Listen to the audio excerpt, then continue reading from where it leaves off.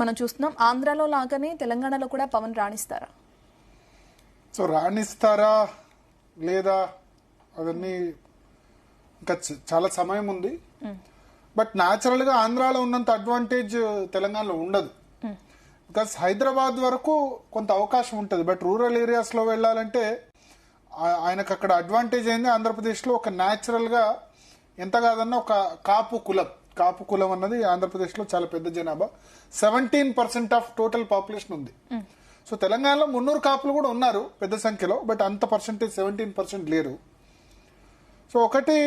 రెండోది బేసిక్ ఏంటంటే ముందు తెలంగాణ వాద ఓటు కూడా గెలవాలి పవన్ కళ్యాణ్ రాణించాలంటే. ఇప్పుడు తెలంగాణ వాద ఓటర్ కొంత ఆయన్ని అనుకూలతతో చూడట్లేదు. దానికి కారణాలు ఉన్నాయి. విభజన జరిగిన తీరు కరెక్ట్ లేదు, అప్పుడు అన్నం తినలేదు, 12 రోజులు ఉన్నాను. అభిమానులు చాలా పెద్ద సంఖ్యలో ఉన్నారు, నో డౌట్ పవన్ కళ్యాణ్ కి. ఆంధ్రప్రదేశ్ లో ఎంత ఉన్నారో తెలంగాణలో అంత ఉన్నారు. ఒక జనరేషన్ మొత్తాన్ని కొట్టేశారు పవన్ కళ్యాణ్ అభిమానులు. అప్పుడు ఏం సినిమా, తమ్ముడు సినిమా నుంచి మొదలు పెడితే ఖుషి వరకు ఆ 10-15 సంవత్సరాల చెంకులో చిరంజీవి, బాలకృష్ణ, వెంకటేష్, నాగార్జున ఈ నలుగురు కూడా సమకాలికులు. ఆ తర్వాత జనరేషన్ ఆయన కొట్టేశారు. ఆ తర్వాత ఇప్పుడు ఎన్టీఆర్, ప్రభాసు, మహేష్ బాబు వీళ్ళంతా కొట్టారు. బట్ ఆ గ్యాప్ మధ్యలో ఏదైతే ఉందో ఆ 10 సంవత్సరాల అప్పుడే ఇంజనీరింగ్ కాలేజ్ పెరుగుతున్న సమయంలో తమ్ముడు, బద్రి, ఇంకా ఖుషి ఇటువంటి సినిమాలన్నీ కూడా చాలా మందిని ఆకర్షించే ఒక స్టైల్, ఒక మేనరిజం. చిరంజీవి తమ్ముడైనా సరే ఆయనకంటే ఒక సొంత మేనరిజం చేసుకున్నారు. సో అభిమానుల్లో తేడా లేదు. బట్ రాజకీయం 14 తర్వాత కంటిన్యూస్ గా ఆయన చేయలేదు, తెలంగాణ మీద కాన్సన్ట్రేట్ చేయలేదు. జనసేన మొదటి నుంచి కూడా పుట్టింది తెలంగాణలో అయినా కాన్సన్ట్రేషన్ అంతా ఆంధ్రప్రదేశ్ ఉంది. ఇప్పుడు 11 సంవత్సరాల తర్వాత వచ్చి కాన్సన్ట్రేషన్ అంటే ఆ స్థాయిలో రెస్పాన్స్ ఉంటుందా అంటే మనం చెప్పలేం. ప్లస్ పవన్ కళ్యాణ్ ఆంధ్రప్రదేశ్ లో ఎందుకు పెరిగిందంటే పవన్ కళ్యాణ్ అక్కడే కార్యక్షేత్రం ఎంచుకున్నారు, అక్కడ పోటీ చేశారు, 2 చోట్ల పోటీ చేసి ఒకసారి ఓడిపోయినారు. ఆ తర్వాత ఓడిపోయినా సరే పాలిటిక్స్ లో బిచానా ఎత్తేయకుండా కంటిన్యూస్ గా రోజు రాజకీయం చేస్తున్నారు, వైసీపీతో తలపడుతున్నారు. కాబట్టి ముందు 14 లోనేమో ఎన్డీఏతో అలయన్స్ గా ఉన్నారు.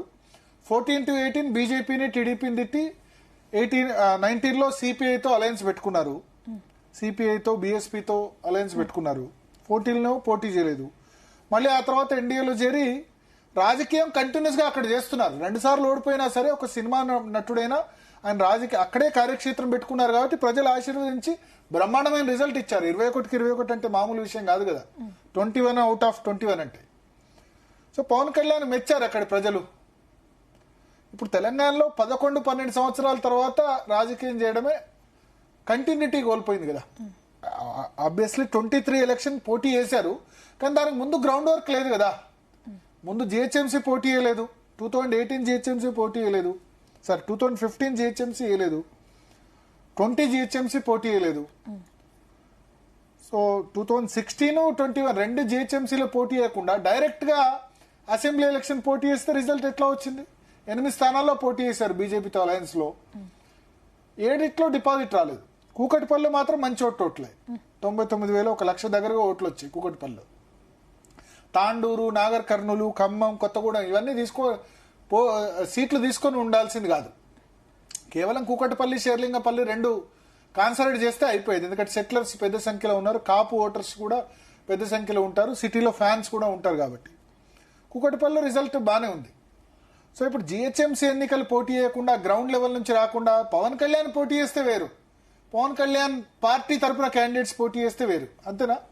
అక్కడ కూడా ఎన్డీఏ అలయన్స్ ఉంది, టీడీపీ, బీజేపీ, జనసేన కూటమి. కాబట్టి టీడీపీ ఓట్లు కూడా 100% ట్రాన్స్ఫర్ అయ్యాయి. ఎందుకంటే చంద్రబాబు కష్టకాలంలో ఉన్నప్పుడు పవన్ కళ్యాణ్ అండగా నిలబడ్డారు. కాబట్టి కమ్మ సామాజిక వర్గం కూడా, కమ్మల కాపులకు వైరమైనా సరే అవుట్ రైట్ గా నిలబడింది. అరే మా నాయకుడికి చంద్రబాబు జైల్లో ఉన్నప్పుడు, కష్టం ఉన్నప్పుడు నిలబడ్డాడు. పవన్ అన్న నాకు అన్నకంటే, సొంత అన్నకంటే ఎక్కువ అని లోకేష్ అన్నారు. ఎందుకు సొంత అన్నకంటే ఎక్కువ అన్నారు? కష్టంలో ఉన్నప్పుడు ఆదుకున్నారు. సో అది అందుకని టీడీపీ ఓటు కూడా ట్రాన్స్ఫర్ అయింది. ఇక్కడ టీడీపీ కూడా ఇక్కడ చాలా కాలంగా పోటీ ఎట్లా 2016 జిహెచ్ఎంసీ చేసింది, 2018 అసెంబ్లీ చేసింది. కానీ మళ్ళా 21 జిహెచ్ఎంసీ చేయలేదు, 23 అసెంబ్లీ ఎలక్షన్ చేయలేదు, 24 పార్లమెంట్ ఎలక్షన్ చేయలేదు. సో ఇప్పుడు తెలంగాణలో ఎందుకు చేయాలనుకుంటున్నారు అన్నది చూస్తే కనుక ఆయన ఒక జాతీయ పార్టీ దిశగా వెళ్తున్నారు. అందుకని ఢిల్లీలో ఒక మీటింగ్ పెట్టి నేషన్ ఫస్ట్ వికసిత్ భారత్ ఇవన్నీ థియరీ పెట్టి ముందుగా గ్రౌండ్ స్ట్రెంగ్ చేద్దాం. మొన్న ముఖ్యంగా ఆయన్ని ఇక్కడ సభ పెట్టనివ్వకపోవడం ఏదైతే ఉందో, ఇక్కడ నవనిర్మాణ సభ అని పెట్టి దానికి పర్మిషన్ ఇచ్చుంటే వేరే విధంగా ఉండేది. ప్రొఫెసర్ నాగేశ్వరు పవన్ కళ్యాణ్ వివాదం కాస్త తెలంగాణ వాదులు వర్సెస్ పవన్ కళ్యాణ్ గా అయిపోయింది.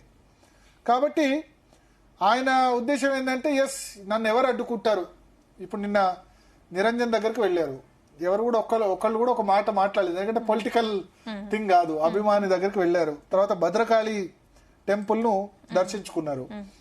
అయితే ఇంతకుముందు కార్యాలయం ఉండేది 2018-20 వరకు కూడా 2021 వరకు కూడా ఇక్కడ ఆఫీస్ ఉండేది.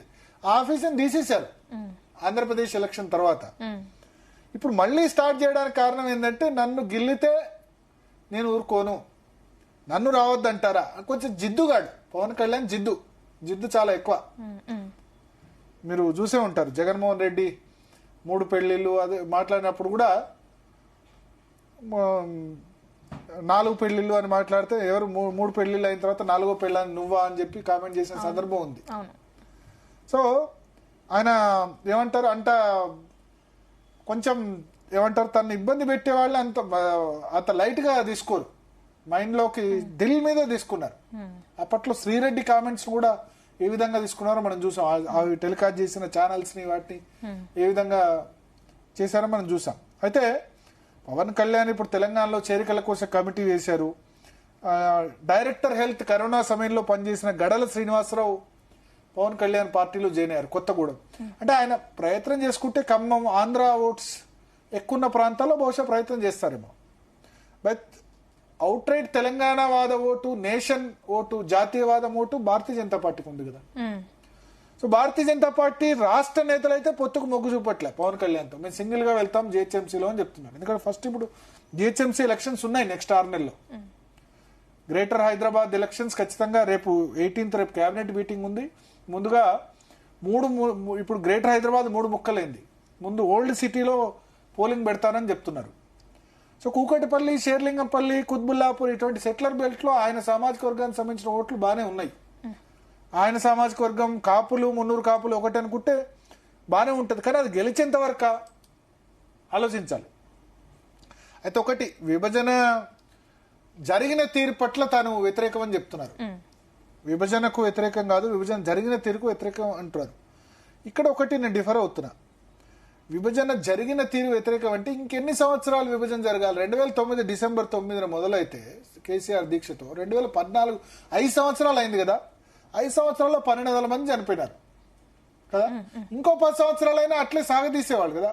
అవతల సమైక్యాంధ్ర ఉద్యమం అన్నది మొదటి నుంచి పుట్టింది కాదు, 2009 డిసెంబర్ 23 తర్వాత పుట్టిన ఉద్యమం. బిఫోర్ దట్ సమైక్యాంధ్ర లేదు, జై ఆంధ్రనే ఉంది. జై తెలంగాణ 1969, జై ఆంధ్ర 1972.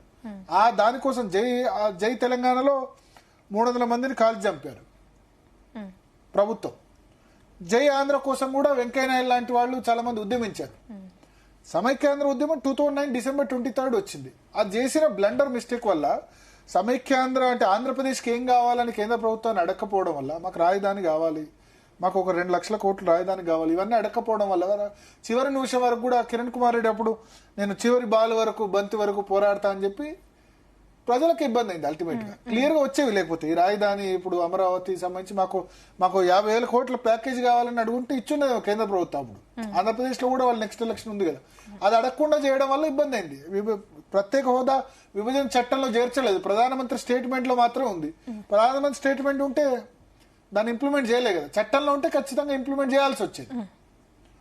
సో అట్లా నష్టం జరిగింది. సో విభజన తీరు పట్ల అంటే విభజన తీరు ఇంకెన్ని సంవత్సరాలు జరుగుతుంది?